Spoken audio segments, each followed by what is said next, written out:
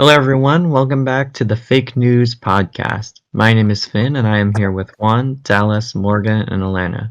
Today, we will be tackling the subject of yellow rain. Let's start with some of the context/background. As we begin our podcast, I'll first provide some background information on the event of yellow rain.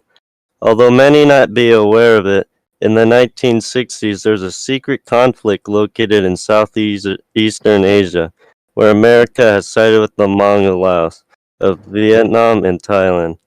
A decade later, American troops pulled out, thus leaving the Hmong resistance to endure on their own. We will then discuss the alleged chemical attacks of the so-called Yellow Rain that ensued after the withdrawal of troops. We will also include in a later section a 2012 interview that was conducted by Radiolab, of which had sparked modern controversy and awareness about Yellow Rain. Asked what many of you may be wondering right now. What is yellow rain? That's a very controversial question to answer, since there are so many rumors that went around in southeastern Asia. In Laos, which is located in northern Vietnam, there were thousands of reports of this so called yellow rain falling from the sky. Some believed to have seen aircrafts over their heads dropping large amounts of powder, and some said it was a type of liquid they have never seen before. To make sure that the sightings of these aircrafts were genuine, some eyewitnesses were asked to describe how they looked. The majority of the responses pointed towards the same model of aircrafts. Many were frightened at first glance because this unknown substance could potentially be a weapon used to harm anyone that could come in contact with it. To add on to what Juan said, in regards to how the alleged chemicals were disseminated among the Hmong, the accounts varies. In fact, many people had reported rockets, bombs, sacks, aircraft sprays, and artillery fire as methods of chemical warfare. Can you give us an example of an eyewitness?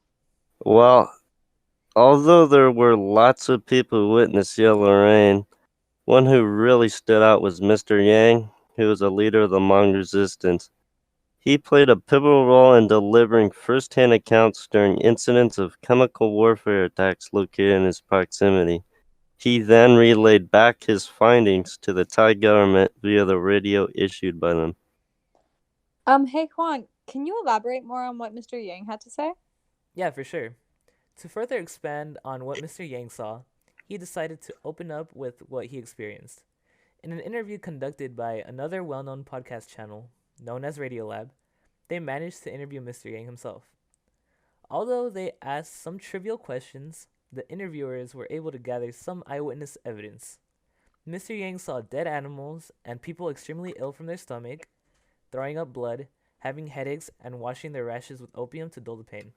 Since all of this happened during troubling times of war, it was difficult to fully trust information gathered through word of mouth. I also want to add that in an article, it revealed that during a total of 217 interviews, which were conducted on the Hmong refugees, only 60% of these interviews had reported deaths.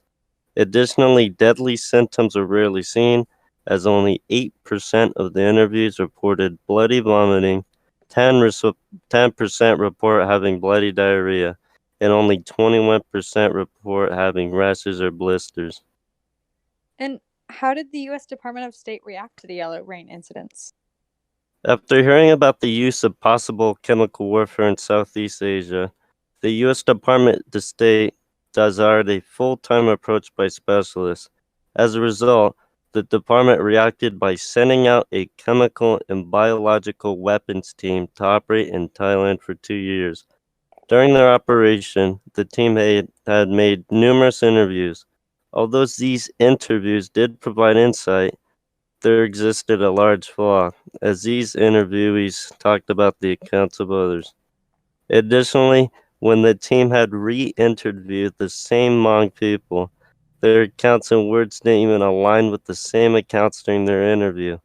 I mean, this is definitely a concern since, again, as Juan described, it definitely shakes up the credibility of the Hmong people.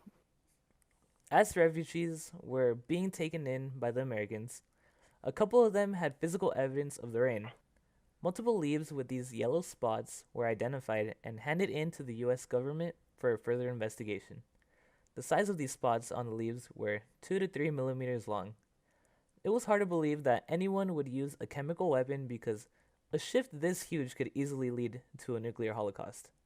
Through groundbreaking research methods, you would not believe what they found.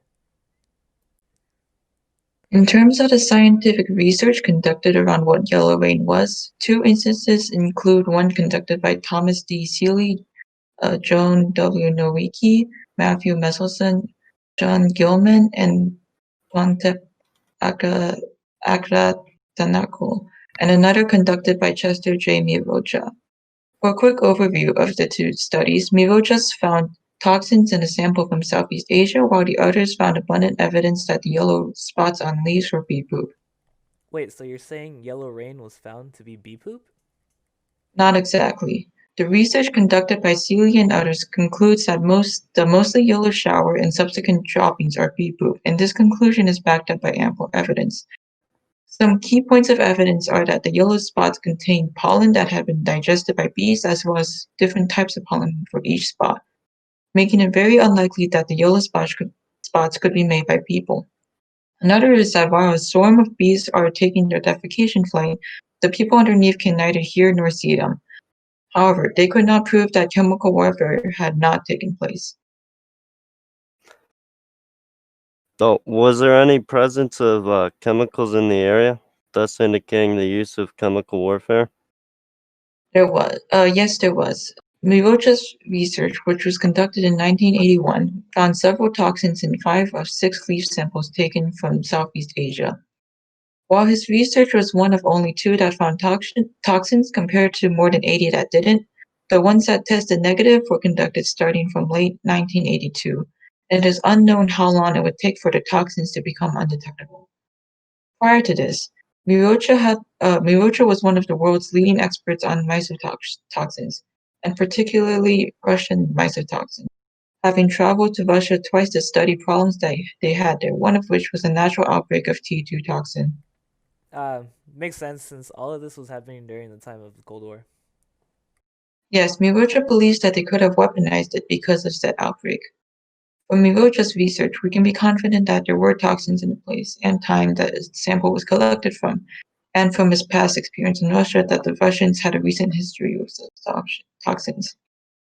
Given these 2 studies, I think it's likely that if a chemical warfare attack did take place, the victims of the attack would have conflated the attack with the bees' defecation flights, and by extension the yellow spots with chemical warfare.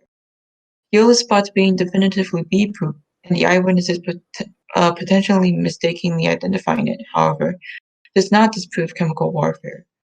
Furthermore, there is evidence for the presence of chemical warfare, from the natural T2 toxin outbreak in Russia to the toxins found in the sample and to the eyewitness accounts of unfamiliar symptoms in those effects. However, there isn't enough evidence in either direction to confidently conclude whether or not chemical warfare had took place. So, Finn, can you talk about the Radiolab interview about yellow rain? Yeah, thanks, Dallas. After Radiolab premiered the Yellow Rain episode on September 23rd, 2012, the episode faced immediate backlash. During the podcast, the show's host, Robert Krulwich and Jab Abermad, interviewed Mr. Ang Yang and his niece, Miss Kaukalia Yang, to get a Hmong perspective on what happened concerning the Yellow Rain in Vietnam. After the interview, the episode was released a couple months later, where it completely neglected a key counterargument to the bee poop theory that the podcast episode was pushing.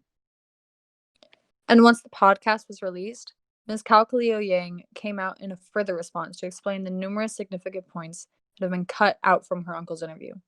Such facts include that Mr. Ang Yang had previous knowledge of the bee habitat, as well as previous training in the medical field. These points reveal that Radiolab's argument was not as valid as they tried to make it seem. Cutting this portion out degraded Mr. Yang's understanding of the situation, and thus his reliability as a whole. Next, Radiolab completely disregarded the name and the occupation of Miss Kaukalia Yang and Mr. Yang. To provide such context, Mr. Ang Yang was a documenter of the Hmong experience and an official radio man, and Miss Kaukalia Yang is an award-winning writer. Leaving these details out once again diminished the entire identity of the Yangs, or that the Yangs have with the situation discussed, and the suffering of the Hmong people. Alongside, Radiolab neglected the response of Miss Kaukaleo Yang's initial reaction to the podcast. Truly disappointing. Miss Yang responded with multiple sources to support her uncle's claim and provide further history of the Hmong community. And yet, the network, quote unquote, didn't have time to go over them, which in my opinion shows a lack of respect on Radiolab's end for Mr. Yang's story.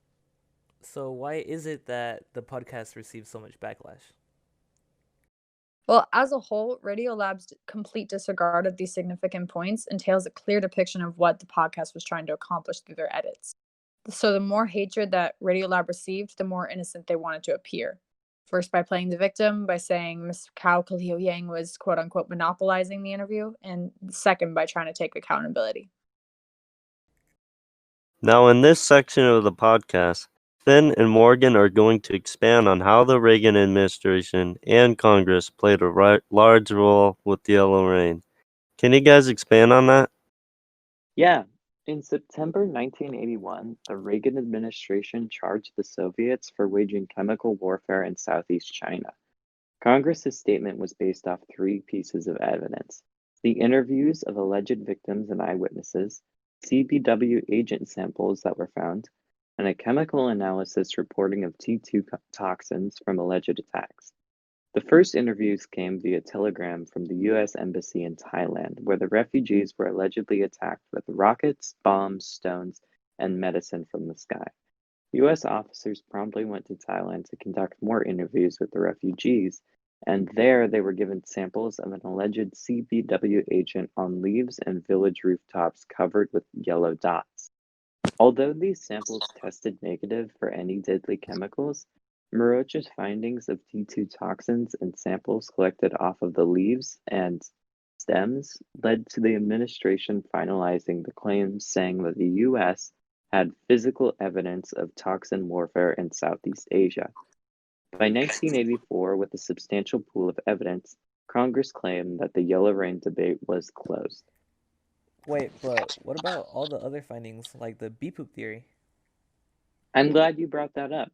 As Elena already covered, there were findings of bee pollen present in almost all of the samples, and a T2 producing mold found on the plant stems that were analyzed was also discovered.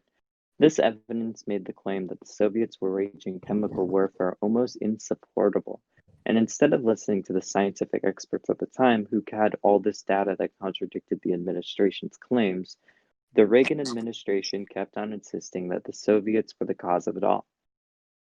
You know, I wonder why the Reagan administration would keep on insisting the Soviets were waging chemical warfare. Well, this did happen during the Cold War, so the US and the Soviet Union were locked in a power struggle until the Soviet Union fell in 1991. So it makes sense that the US would want to blame the Russians for causing more violence to the Hmong after they left Vietnam. This concludes our episode of the Fake News Podcast for today. Anyone have any final thoughts on this topic? I just find it so amazing how just by shifting the words can change perspective entirely. I still can't believe bee poop almost caused chemical warfare. I mean, I heard bee poop has a lot of pollen in it, and with my pollen allergy, I might be a little bit in danger.